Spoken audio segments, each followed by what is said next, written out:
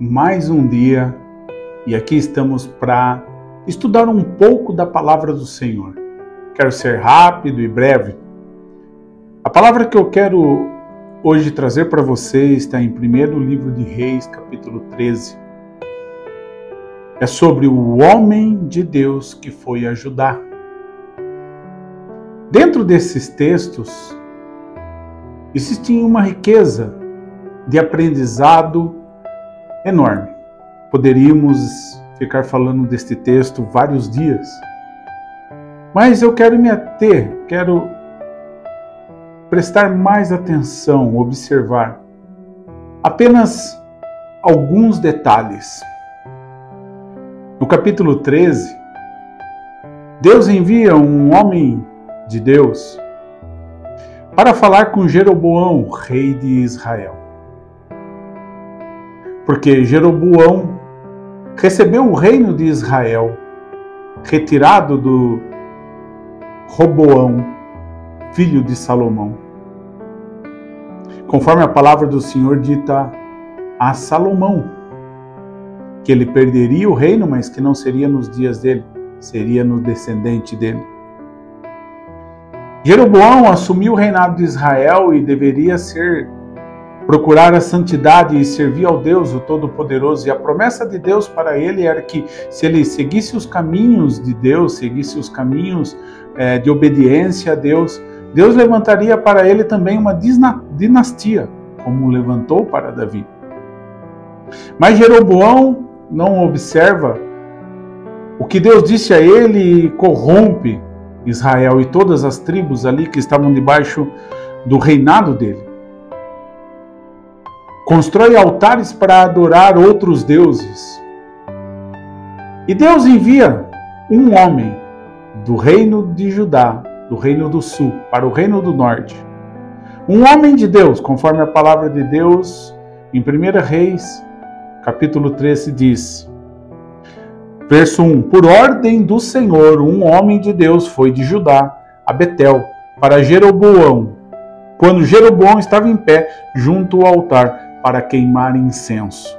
Ele clamou contra o altar, segundo a ordem do Senhor. Ó altar, assim diz o Senhor, um filho nascerá da família de Davi, e se chamará Josias. Sobre você ele sacrificará os sacerdotes dos santuários locais, que agora queimam incenso aqui, e ossos humanos serão queimados sobre você. Naquele mesmo dia, o homem de Deus deu um sinal. Este é o sinal que o Senhor Deus declarou: o altar se fenderá e as cinzas que estão sobre ele se derramarão. Diante de tudo isso, Jeroboão se revolta e manda prender o homem de Deus. Quando ele estiga o braço para prender o homem de Deus, mandar prender o homem de Deus, o braço dele fica paralisado. Jeroboão, caindo na real do que ele tinha feito, pede para que o homem de Deus ore por ele e interceda. E após isto, ele convida o homem de Deus para ir até a sua casa e poder se alimentar, beber, comer, para que o rei Jeroboão o abençoasse de alguma forma. Não que Jeroboão quisesse se arrepender dos seus pecados e voltar a adorar o Senhor, não, longe disso. Tanto é que no final do capítulo 13, a palavra de Deus diz assim no verso 33, mesmo depois disso, Jeroboão não mudou o seu mau procedimento, mas continuou a nomear dentre o povo sacerdotes para os santuários locais. Ele consagrava para eles santuários todo aquele que quisesse tornar-se sacerdote. Este foi o pecado da família de Jeroboão, que causou a sua aniquilação da face da terra. Ou seja, mesmo após tudo isso, ele esticar as mãos para mandar prender o homem de Deus. O braço dele fica imóvel, ele não conseguir mais movimentá-lo. E mesmo com o altar sendo todo destruído e as cinzas caíram, conforme a palavra do homem de Deus que disse que aconteceria. Mesmo depois de tudo isso, Jeroboão não quis adorar o Senhor. Continuou servindo a demônios. Mesmo depois disso, ele convida o homem de Deus para comer na sua casa para que ele possa abençoar o homem de Deus. Só que Deus disse uma palavra ao homem de Deus. O homem de Deus, porém, responde ao rei: mesmo que me desse metade dos seus bens, eu não iria com você, nem comeria pão, nem beberia água neste lugar. Pois recebi esta ordem pela palavra do Senhor: não coma pão, nem beba água, nem volte pelo mesmo caminho que foi. Por isso, quando ele voltou, não foi pelo caminho onde tinha ido a Betel. Claro que eu não quero falar disto exatamente, porque esse homem de Deus fez o que Deus enviou, mandou, e até aqui ele estava firme e voltando por outro caminho. Mas nesse meio tempo, um profeta que vivia ali em Betel, um profeta idoso já, por ele viver em Betel,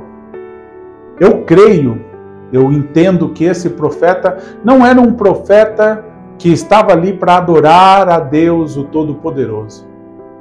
Ele estava em Betel, na terra do norte, e não na terra do sul. Deus precisou enviar um homem de Deus, um profeta da terra do sul, para falar a Jeroboão. Se este profeta, esse homem idoso, que diz que ser profeta, fosse um homem de Deus, Deus poderia ter usado ele mesmo para falar com Jeroboão. Não. Mas este homem, profeta, conforme a palavra de Deus diz, vai atrás do homem de Deus para tentá-lo enganar. Chega até o homem, ao homem de Deus, conversa com ele e convida-o para ir até a sua casa, para ali comer, beber. O homem de Deus dá a mesma resposta que deu ao rei, ao profeta velho. A mesma resposta, dizendo que Deus ordenou que ele não comesse, não bebesse nada naquela terra e voltasse para Judá imediatamente, não ficando ali na terra do norte, em Israel. Mas o profeta velho disse ao homem de Deus que Deus havia enviado um anjo para falar para ele que ele deveria sim ir à sua casa. É aqui que eu quero chegar com você. Deus fala comigo e fala com você muitas vezes. Ele nos dá ordenanças e nos ensina e nos dá entendimento para viver a vida de acordo com a palavra de Deus. E ao longo da nossa vida, do nosso dia a dia, das nossas circunstâncias, dos nossos temores e da nossa situação de vida, circunstâncias que nos afligem ou não. Muitas vezes vem situações que podem chegar diante de nós e nós querermos ir contra a palavra do Senhor. Com certeza o homem de Deus, nesse momento que é convidado, lembre-se, ele veio da terra do sul, foi até a norte, Israel, sobre o seu jumento e estava voltando. Com certeza esse homem devia estar com fome, devia estar com sede, devia estar com vontade de descansar, mas Deus havia ordenado ele: imediatamente volte para a terra do sul. Não coma e não beba e não pare, se deixando levar pelas palavras do profeta velho que vivia em Betel e não na terra do sul, onde estava a presença do Senhor. Porque na terra do norte, em Israel, Jeroboão estava levantando profetas, sacerdotes, para servir diante de demônios, para corromper o povo. E ali esse profeta velho, possivelmente que serviu a Deus na sua juventude, levou uma palavra para o profeta novo, para o homem de Deus, e o enganou. Porque a palavra de Deus diz que ele realmente mentiu para o homem de Deus. Se você ler o capítulo 13, você vai ver que o profeta velho mentiu ao homem de Deus. O levou, deu comida, deu bebida. E enquanto ele comia e bebia, o próprio profeta velho declara que ele não devia ter feito aquilo. Ele desobedeceu ao Senhor, ao Deus do Todo-Poderoso. Simplesmente arreia o jumento do homem de Deus e manda-o embora de casa. E no caminho, este homem de Deus é morto por um leão, que não o devora, apenas o mata. E mata apenas a ele, não mata o jumento dele. Ficando declarado e visível para todos que na realidade aquilo vinha do Senhor Deus, que tinha dado uma ordem específica e determinada ao homem de Deus. É nesse momento que eu penso comigo também, quantas vezes Deus fala comigo, me dá ordenanças, entendimento e me fala o que fazer. E às vezes, diante das circunstâncias, ou dos momentos, ou do convencimento, ou do achismo, ou de alguém que venha falar comigo, eu posso também me enganar. Eu posso ceder. Mas o que eu devo falar para você é que não devemos fazer isso. Devemos ficar firmes às promessas e às ordenanças do Deus Todo-Poderoso. Não podemos, em hipótese alguma, em circunstância nenhuma, desobedecer ao Senhor. Porque o que Deus realmente olha no coração do homem é a obediência. Deus tinha dado uma ordem a Adão: não coma da árvore que dá conhecimento do bem e do mal, que está no meio do jardim. Não coma desta árvore. Das demais você pode comer todas. Inclusive nisso nós aprendemos que Deus não proibiu Adão de comer da árvore da vida, que também estava no meio do jardim. E o homem, desobedecendo a Deus, vai e come da árvore do conhecimento do bem e do mal. Porque conforme a palavra nos ensina, a mulher olhando para a árvore, viu que o fruto era desejoso. Foi lá, pegou e comeu, e deu também ao seu marido. A obediência para Deus é o que nos coloca diante da vontade dele. É o que ele se agrada que nós fazemos, a obediência.